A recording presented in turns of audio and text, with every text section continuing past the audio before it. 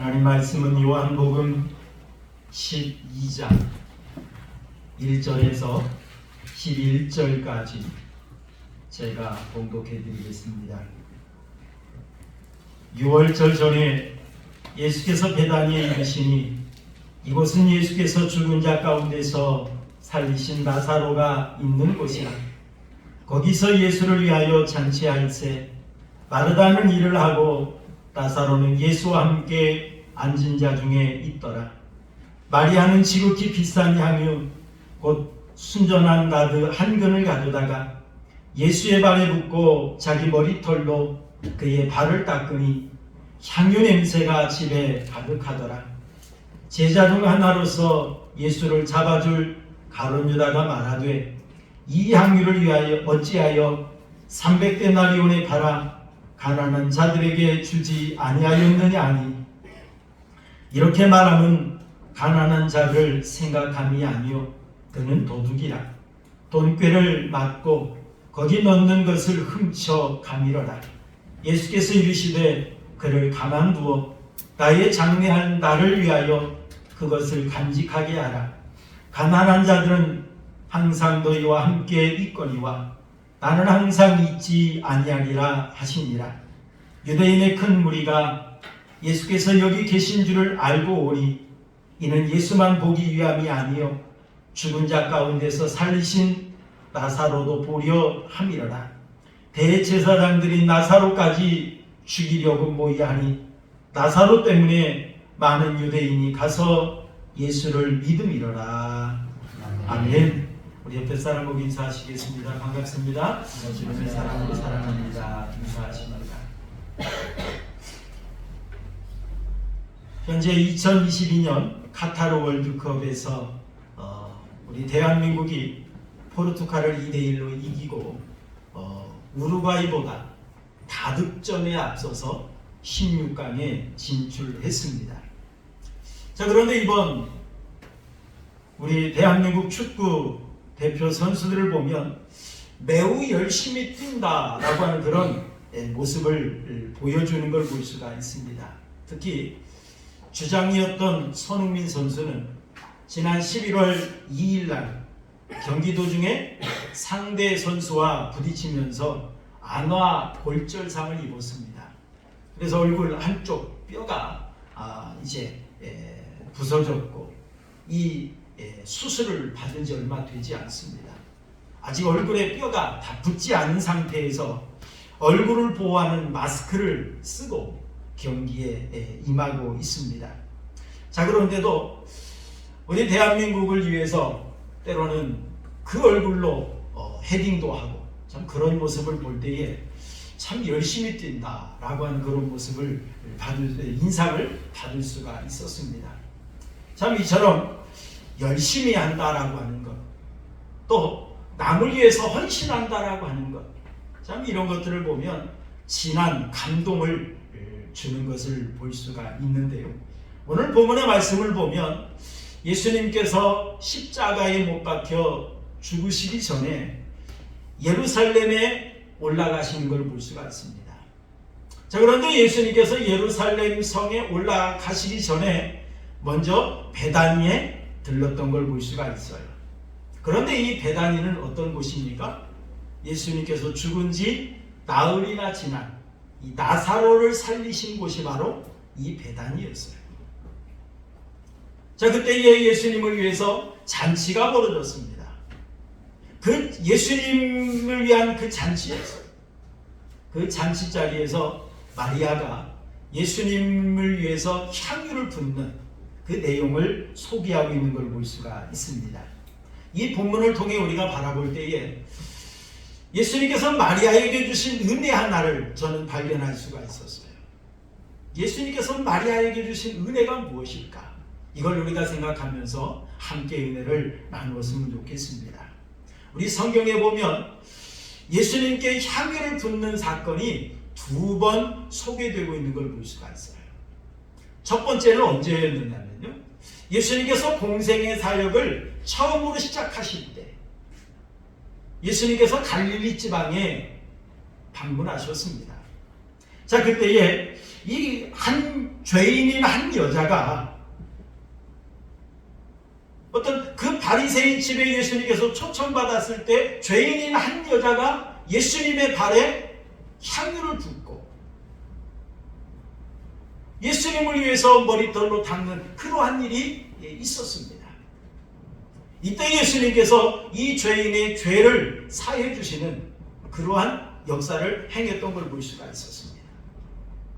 그리고 두 번째 향유를 예수님께 붓는 사건은 마태복음 26장, 마가복음 14장, 그리고 요한복음 오늘 본문 12장에 소개되고 있는 이 사건입니다. 이 사건은 예수님께서 십자가에 못 박혀 죽으시기 전에 일어났던 이 사건인데요. 마태복음과 마가복음에 보면은 이 여자의 이름이 기록되어 있지 않습니다. 한 여자가 라고 소개를 하고 있는데 요한복음에 보면 마리아가 라고 분명하게 그 이름을 소개하고 있는 걸 볼 수가 있습니다. 우리가 이 사건을 오늘 우리가 살펴보길 원하는데요. 우리 1절 말씀 한번 읽어볼까요? 1절 말씀 함께 보겠습니다. 시작. 6월절 엿새 전에 예수께서 베다니에 이르시니 이곳은 예수께서 죽은 자 가운데서 살리신 나사로가 있는 곳이라 라고 말하고 있습니다. 예수님께서 공생의 기간 동안 6월절을 3번 맞이하셨습니다. 여러분, 6월절은 어떤 절기입니까? 이 6월절은 이스라엘 백성들이 애굽으로부터 구원받은 날을 기념하는 절기였어요. 영적으로 보면 우리가 하나님의 은혜로 구원받은 것, 이것을 기념하는 절기와 같은 것입니다. 이 6월절 절기를 지키기 위해서 니산월 14일에 어린 양을 잡았습니다. 니산월이라고 한다면 유대력으로 보면은 1월입니다. 첫 달이에요. 이 첫 달 14일에 어린 양을 잡는데 예수님께서 엿새 전에 라고 이야기했어요. 엿새 전이라고 한다면 이 어린 양을 잡는 그 날에 6일 전이에요. 날짜로 계산하면 8일이 되겠죠. 8일이 됩니다. 이날은 금요일이었습니다. 예수님께서 6월절 엿새 전에 베다니에 도착하셨습니다. 그 이유는 유대인들의 6월절은 금요일 저녁부터 토요일 오후까지입니다. 그렇기 때문에 예수님께서 안식일 날에는 먼 여행을 할 수가 없잖아요. 그래서 예수님께서는 6월절 전에 베다니에 도착하셨던 걸 볼 수가 있습니다. 자, 그때에 우리 2절 한번 읽어볼까요? 2절 말씀 봅니다. 시작. 거기서 예수를 위하여 잔치할세 마르다는 일을 하고 나사로는 예수와 함께 앉은 자 중에 있더라 라고 말했어요. 자, 거기서 예수를 위하여 잔치할세. 자, 이 말씀을 보면 잔치의 목적이 무엇인지를 분명히 알 수 있겠죠. 예수님을 위해서 잔치가 벌어졌어요. 자, 그런데 이 누구의 집에서 잔치가 벌어졌는지 오늘 본문의 말씀을 중심으로 본다면 아마 나사로의 집이었을 것이다 라고 우리가 쉽게 생각할 수 있는데요. 마가복음이나 마태복음에 보면 베다니 나병 환자 시몬의 집이라 라고 소개를 하고 있어요.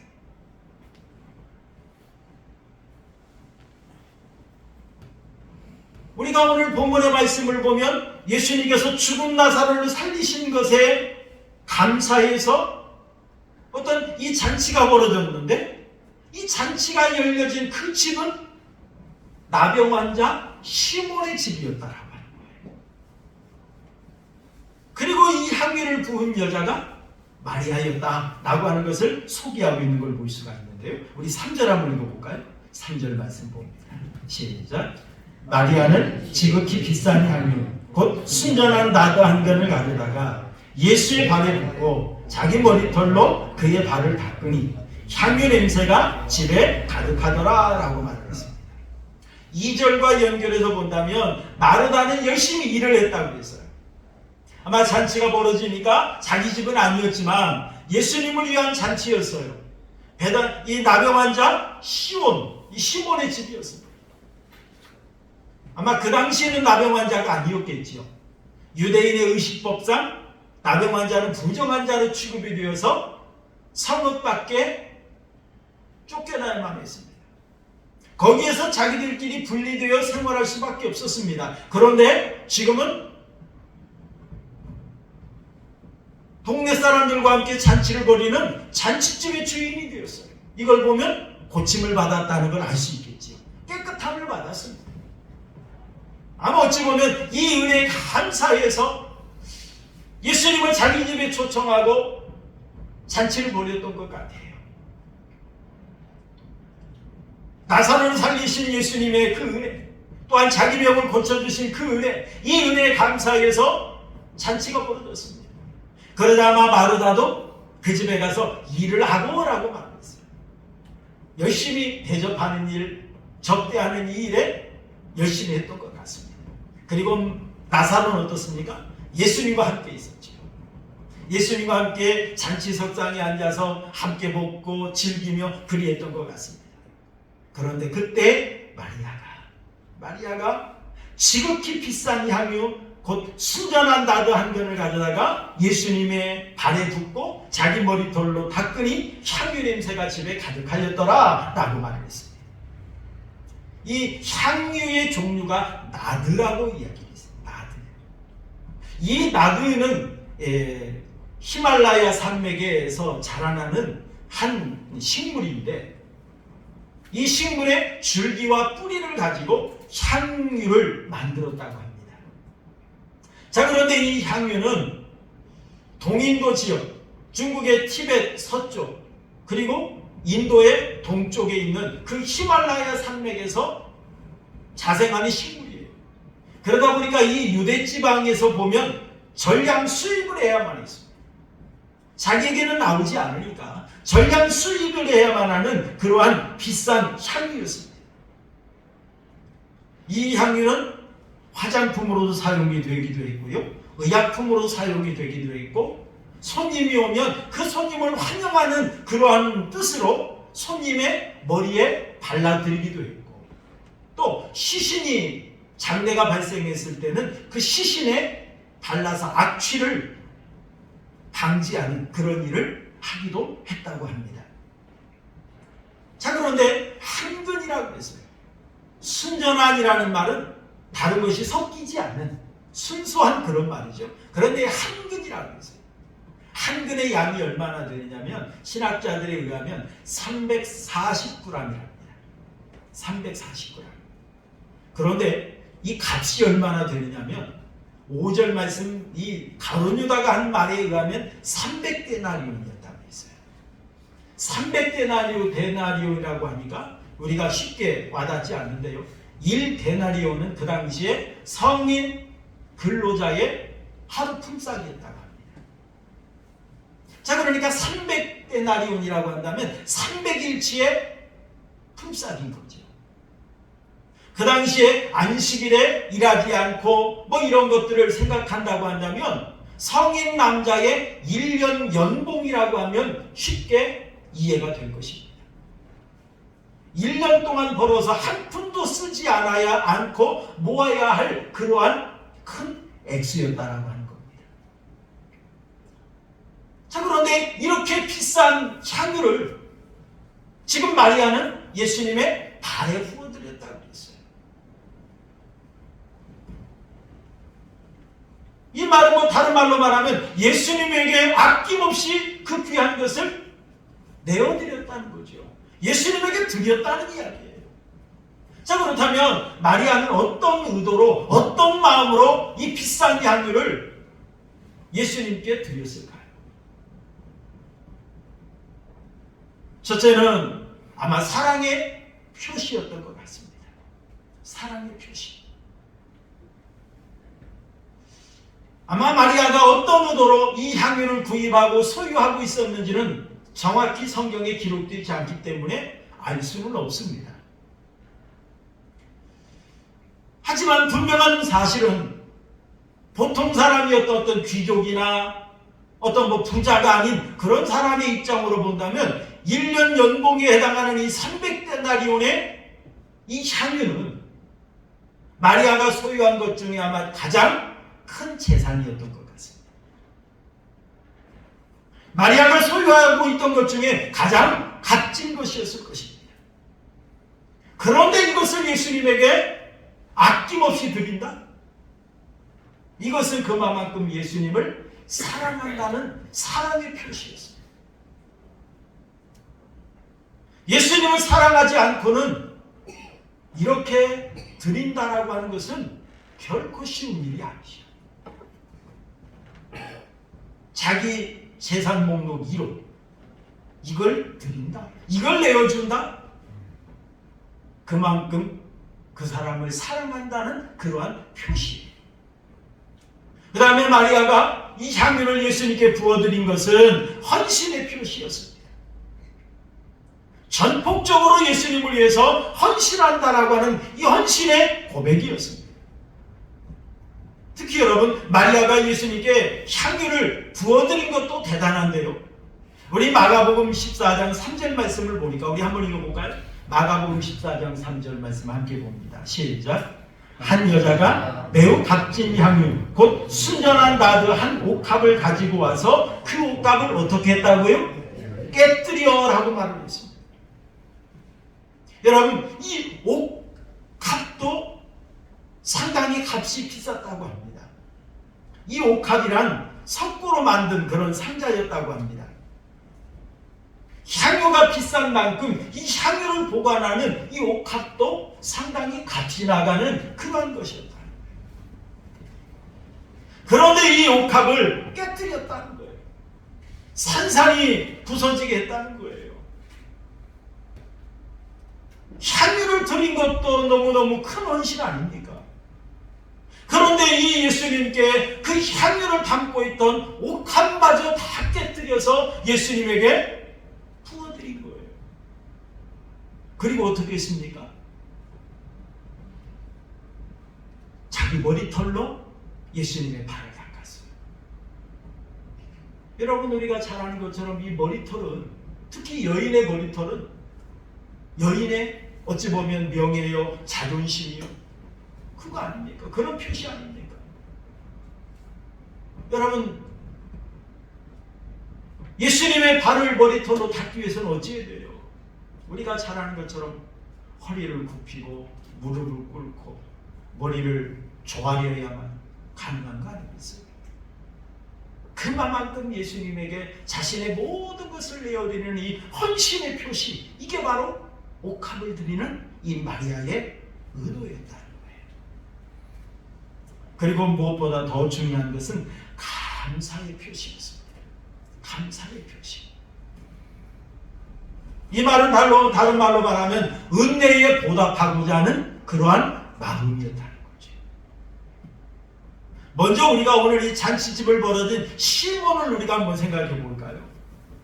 여러분, 시몬은 나병 환자였다고 그랬습니다. 전에 나병에 걸렸었던 사람이에요. 여러분, 나병은 오늘날에도 쉽게 고쳐지지 않습니다. 고침받지 못합니다. 그래서 현재도 여러분, 나환자촌이 있잖아요. 나환자들끼리 모여 살잖아요. 현재도. 그 당시에 이 나병에서 고침받는다는 것은 어찌 보면 불가능한 일이에요. 이 불가능한 이 나병에서 고침을 받았습니다. 이 나병에서 고침받아서 이 시몬은 가족들과 함께 살 수가 있게 되었어요. 이제 정상적인 삶을 살 수 있게 되었어요. 전에는 많은 사람들에게 나병 환자라 해서 조롱을 받았습니다. 비난을 받았습니다. 나병 환자가 오면 많은 사람들이 돌로 던졌습니다. 그런데 이제 그런 조롱을 받지 않아도 되고, 비난을 받지 않아도 되고, 돌로 맞지 않아도 되고, 이제는 건강한 삶을 살 수 있게 되었어요. 이 은혜가 얼마나 감사합니까? 이 은혜가 얼마나 귀합니까? 이 은혜에 감사해서 예수님께서 자기 동네에 오자 예수님을 자기 집에 초청한 거예요. 예수님을 자기 집에 초대하면서 예수님에게 귀한 잔치를 벌이면서 예수님을 환영하고 예수님의 은혜에 보답하는 그러한 의도였던 것 같습니다. 그리고 여러분 마리아도 생각해 보시길 바랍니다. 마리아가 자기 재산 목록 1호에 해당하는 이 향유를 옥합을 깨뜨려서 향유를 부어드린 그 의도가 무엇이겠습니까? 그 이유가 뭐겠습니까? 오늘 우리가 잘 아는 것처럼 1절 말씀에 보니까 예수님께서 죽은 자 가운데서 살리신 나사로가 있는 곳이라 라고 이처럼 소개하고 있지 않습니까? 아마 마리아는 자기 오라버니가 죽었는데 예수님께서 오셔서 죽은 이 오라버니를 살려주신 그 은혜, 이것이 너무너무 감사해서 그 은혜에 보답하고자 예수님에게 이 향유 옥합을 깨뜨려 부어드렸던 것 같습니다. 여러분, 이것은 은혜를 아는 자만이 할 수 있는 행동이었습니다. 은혜를 아는 자만이 할 수 있는. 아마 마리아는 우리가 잘 아는 것처럼 예수님이 오시면 항상 예수님의 발치에 앞에 앉아서 예수님의 말씀을 들었던 그런 여인이었어요. 그런 이 마리아였지만 아마 나사로가 살아나기 전까지는 예수님을 어떤 위대한 랍비 중에 한 분, 그렇지 않으면 선지자 중에 한 사람, 아마 이런 분으로 생각하고 있었을 수도 있습니다. 하지만 죽은 지 이미 나흘이나 되어서 썩어서 냄새가 나는 이런 자기 오라버니를 향해서 나사로야 나오라 말씀으로 명하시자 죽은 나사로가 살아나서 나오는 그런 모습을 바라볼 때 이 마리아는 어떤 생각을 하고 있었겠습니까? 아마 죽은 나사로를 살리신 이 예수님을 바라보면서 마리아는 분명히 확신을 가졌을 것입니다. 이분은 정말로 하나님이 보내신 분이구나. 정말로 이분은 사람의 생명을 주관하는 생명의 주인이시고, 이 마리아는 예수님이 그동안 귀신을 쫓아내는 모습을 목격했습니다. 병자를 고치시는 그런 모습을 목격했습니다. 체험했습니다. 그런데 이제 죽은 나사로까지 살리시는 이런 모습을 목격하고 난 후에는 정말 이분은 전지전능하신 하나님이라고 하는 분명한 확신을 가졌을 것입니다. 이러한 예수님을 만나고 나니, 이런 예수님에 대해서 알고 나니 이제는 예수님으로 인하여 죽음이 두렵지 않게 되었습니다. 예수님으로 인하여 천국의 소망이 생겼습니다. 그러자 마리아는 어떻습니까? 예수님에게 아낌없이 이 향유를 부어드렸습니다. 이것은 곧 예배였습니다. 이것은 곧 자기 자신을 하나님 앞에 예수님에게 아낌없이 드리는 그러한 사랑의 헌신의 표시였습니다. 자기 모든 것을 아낌없이 드리는 찬양이었고 신앙 고백이었습니다. 여러분, 예수님께서는 이러한 마리아의 행동을 어떻게 말씀해 주셨을까요? 우리 7절 말씀 한번 읽어볼까요? 7절 말씀 함께 보겠습니다. 시작. 예수께서 이르시되 그를 가만두어 나의 장래할 날을 위하여 그것을 간직하게 하라 라고 말씀하셨습니다. 이 마리아의 행위를 예수님께서는 예수님의 죽음을 준비하는 거룩한 예배로 여겨주셨습니다. 정말로 마리아가 예수님의 죽음을 위해서 그러한 의도를 가지고 이 향유를 부어드렸나요? 그렇지 않았을 것입니다. 예수님의 제자들도 예수님께서 십자가의 죽음을 말씀하실 때 무슨 의미인지를 깨닫지 못했습니다. 그리고 심지어 말리기까지 했습니다. 그런데 마리아가 정말로 예수님의 죽음에 대해서 깊이 알고 있었고 확신하고 있었을까요? 아마 그러지 않았을 거예요. 하지만 죽은 나사로를 살리신 예수님, 이러한 예수님을 체험하고 나니까, 그런 예수님을 통해서 하나님이라고 하는 걸 알고 나니까 예수님에 대한 감사의 표시로, 사랑의 표시로 헌신의 마음으로 예수님에게 향유를 부어드렸어요.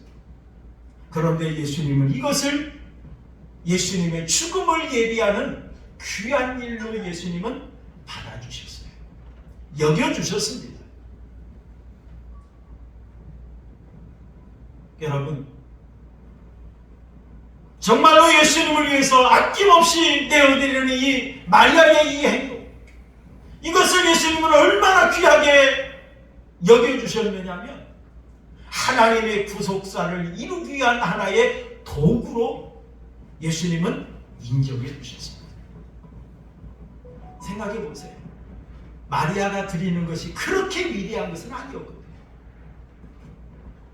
그렇게 깊은 의도와 뜻이 담겨 있었던 것은 아니었거든요.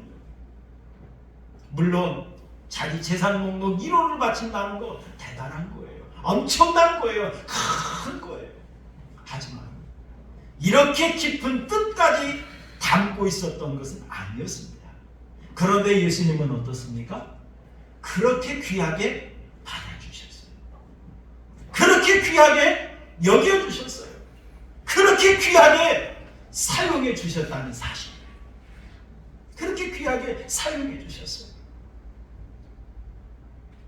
사실 예수님께서 죽은 나사로를 살리신 이 사건은 예수님의 십자가와 부활을 위한 준비 작업이셨어요. 죽은 자를 살리신 일도 있었지만 특히 죽은 지 나흘이나 되는 이 나사로를 살리신 이 사건은 예수님께서 앞으로 십자가의 사역을 감당하시고 사망 권세 이기시고 부활하실 것, 이러한 예수님을 믿는 자는 곧 영원한 생명을 얻는다는 이 사실을 확실하게 증거하기 위해서 행하셨던 준비 작업이셨습니다. 하지만 이 사실을 아는 사람은 아무도 없었습니다. 예수님의 제자들도 몰라주었습니다. 정말로 예수님께서 왜 이런 일을 행하셨을까? 어떤 의도로 이런 일을 행하셨을까? 이것조차 생각하는 사람도 아마 아무도 없었을 것입니다. 가룟 유다 같은 경우는 어떻습니까? 이 마리아가 예수님께 향유를 부어드리는 이것을 낭비라고 책망했지 않습니까? 낭비라고 책망했어요. 제자들조차도 그런 깊은 뜻을 생각하지 못했다는 그런 이야기입니다. 그런데 예수님께서는요, 이 마리아의 행동을 통해서 앞으로 예수님께서 어떤 일을 행하실 것인가 라고 하는 것을 계시해 주셨습니다. 그걸 계시해 주신 거예요.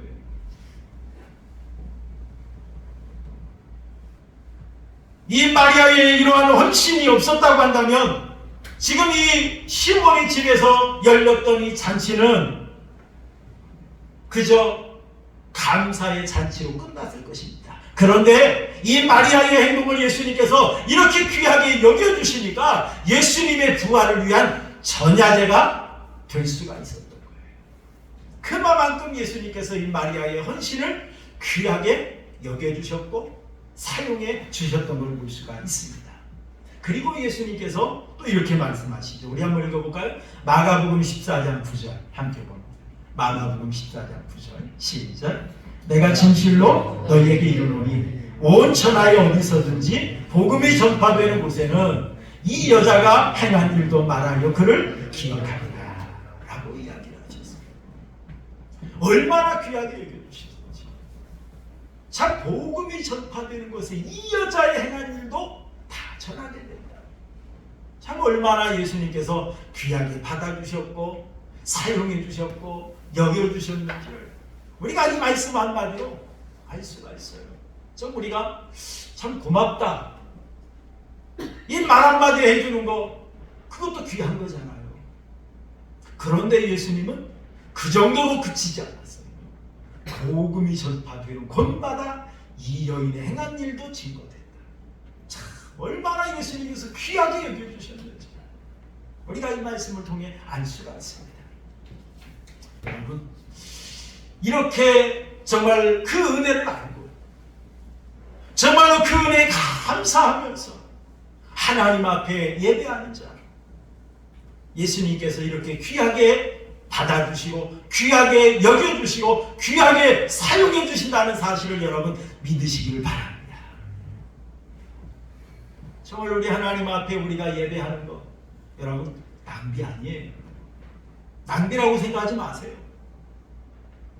정말 우리 하나님 앞에 우리가 예배하고 우리가 하나님 앞에 헌신하고 우리가 하나님 앞에 충성하는 것 하나님께서는 그의 중심을 보시는 하나님이시기 때문에 우리의 의도를 아세요. 우리의 마음을 아십니다.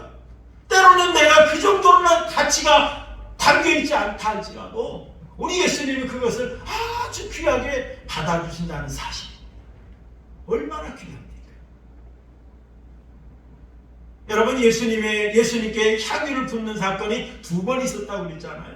첫 번째는 갈릴리 지방에서 예수님께서 공생의 사역을 시작하실 때 행했던 그런 일이라고 했잖아요. 그때 이 잔치가 어디서 벌어졌느냐면 갈릴리 지방의 한 바리새인의 집에서 열렸습니다. 그런데 이때 초대도 받지 않았던 그 동네에 죄를 지은 한 여자가 예수님에게 향유컵을 가지고 와서 예수님의 뒤에 와서 예수님 발 곁에서 울면서 눈물로 예수님의 발을 적십니다. 그리고 머리털로 그 예수님의 발을 닦은 다음에 그 후에 향유를 예수님에게 부어드렸습니다. 그러자 이 모습을 바라봤던 이 바리새인이 이렇게 생각합니다. 만일 예수가 선지자라고 한다면 이 여인이 누구이며 어떠한 자이며 곧 죄인인 줄을 알 것이다 라고 이렇게 생각했습니다. 그때 예수님께서는 빚진 자의 비유를 통해서 말씀하십니다. 그러면서 시몬에게 말하는 걸 볼 수 있어요. 이 여자를 보느냐? 너는 내가 너의 집에 들어올 때 너는 나에게 발 씻을 물도 주지 아니하였는데 이 여자는 눈물로 내 발을 적시고 있다. 내가 너희 집에 들어올 때 너는 입 맞추지도 아니하였는데 이 여인은 내가 들어올 때로부터 계속해서 내 발에 입을 맞추고 있다. 너는 내가 너희 집에 들어올 때 내 머리에 감람유도 발라주지 않았는데 그는 내 발에 향유를 부었다 라고 예수님이 말씀하셨어요. 그러면서 그 이유를 이야기하십니다. 우리 한번 읽어볼까요? 누가복음 7장 47절 우리 함께 보겠습니다. 누가복음 7장 47절 시작. 그의 많은 죄가 사하여졌도다. 이는 그의 사랑함이 많음이라. 사함을 받은 일이 적은 자는 적게 뭐 한다고요? 사랑합니다. 이 바리새인은 예수님이 들어오실 때 발 씻을 물도 내어주지 않았어요. 환영하는 마음으로 입 맞춰주지도 않았어요. 예수님에게 그 흔한 감람유 한 방울도 발라주지 않았어요. 그런데 이 여인은 어떻습니까? 예수님의 발에 향유를 부어드렸어요. 예수님의 발에 입을 맞추고 예수님의 발을 머리털로 닦고 정말 예수님에게 극진히 그 귀한 향유를 다 내어드리는 걸 볼 수 있습니다. 그 근본 이유가 뭐냐면 그의 많은 죄가 사하여졌도다. 이 여인은 자기가 죄인인 줄 알았어요. 자기가 이 모든 이 엄청난 이 죄를 사함받을 수 있는 나의 죄를 씻어줄 수 있는 유일한 분이 예수님이라는 걸 믿었습니다. 그래서 그 은혜를 감사하는 마음으로 그 비싼 향유를 예수님에게 아낌없이 부어드렸습니다. 여러분 이를 통해 예수님께서 말씀하십니다. 정말로 하나님의 은혜에 감사해서 예배하는 자, 진정 예배하는 자는 하나님의 은혜를 아는 자만이 이것이 가능하다.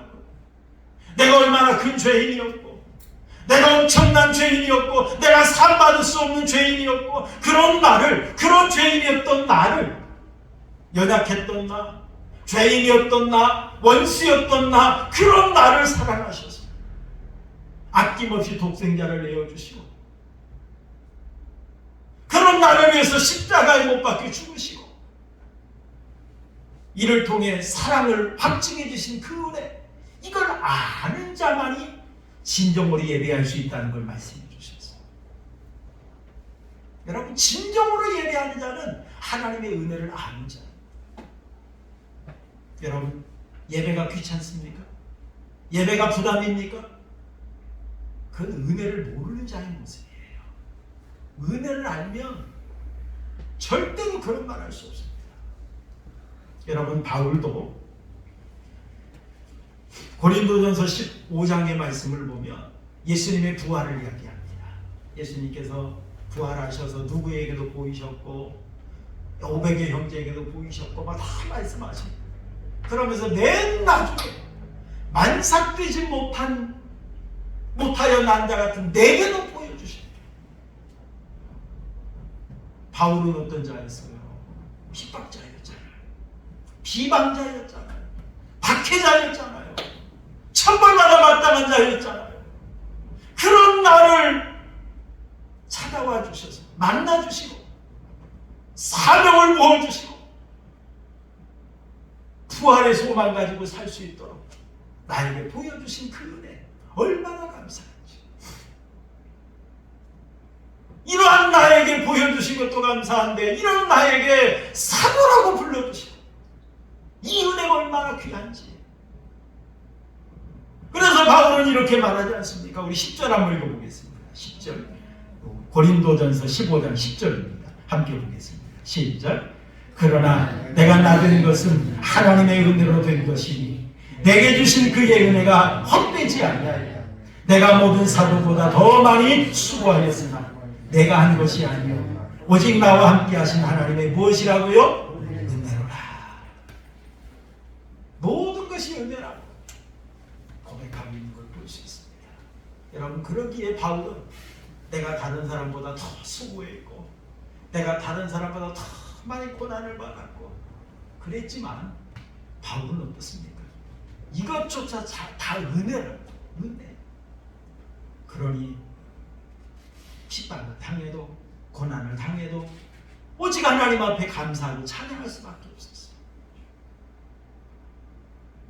미국의 일리노이주 휘튼이라고 하는 도시가 있는데 이 휘튼에 휘튼 칼리지라고 하는 신학교가 있다고 합니다. 이 신학교는 브랭카드 홀이라고 하는 하나의 건물이 있는데 2층에 보면 이 학교 출신 선교사들의 사진이 걸려 있다고 합니다.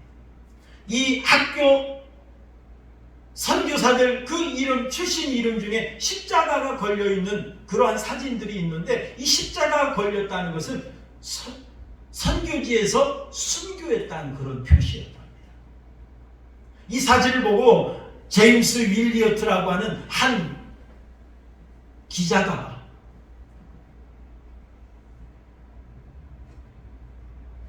이 순교하신 분의 그 아내를 향해서 이렇게 말을 했다고 합니다. 세상에 이런 비극이 어디 있습니까? 선교지에서 순교당한 이것이 비극이라고 표현합니다. 그러자 이 아내는 이렇게 말을 했다고 합니다. 뭐라고 했느냐면 말씀을 삼가하세요. 비극이라니요. 내 남편은 그 목적을 가지고 그곳에 갔습니다. 다시 말하면 순교할 각오를 가지고 그곳에 갔다는 거예요. 그 증거를 제가 보여드리지요. 라고 하면서 이 선교사님 한 분의 큐티 노트를 보여줬다고 합니다. 이 선교사님의 큐티에 보면 세상에는 끝까지 붙들고 있을 수 없는 것이 있다. 그리고 결코 놓칠 수 없는 것도 있다.